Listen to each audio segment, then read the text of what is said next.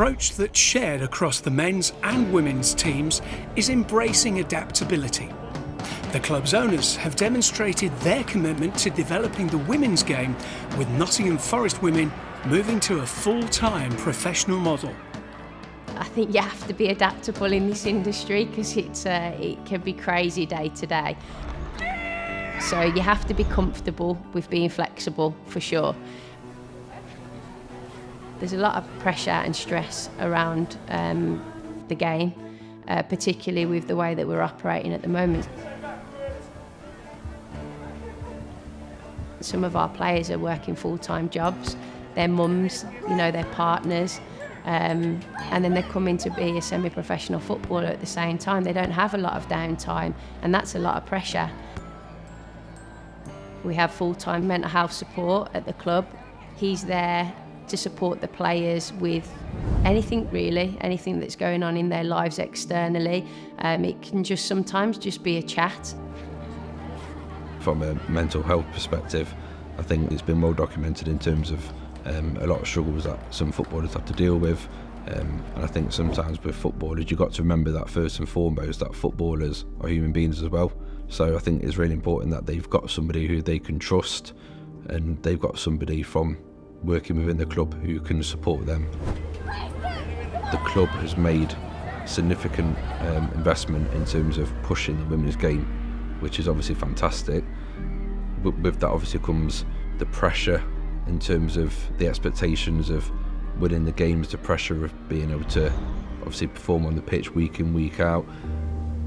So with the players that we've got here in terms of the part-time players, they're then having to adapt from essentially a grassroots setup, working maybe 37.5 hours, 40 hours a week, to then training throughout the week and then being able to perform on a match day.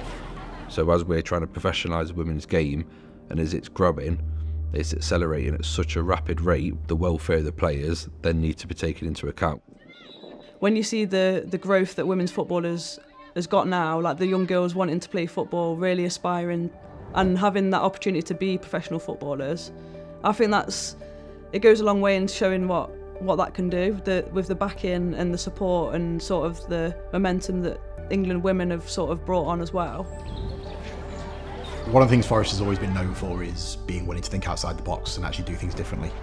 The strides that the club have made in the last 11 years from where it was from when I came in to where it is now has been nothing short of incredible. The women's team have gone from being essentially amateur to a hybrid setup, so there's a lot of change happening.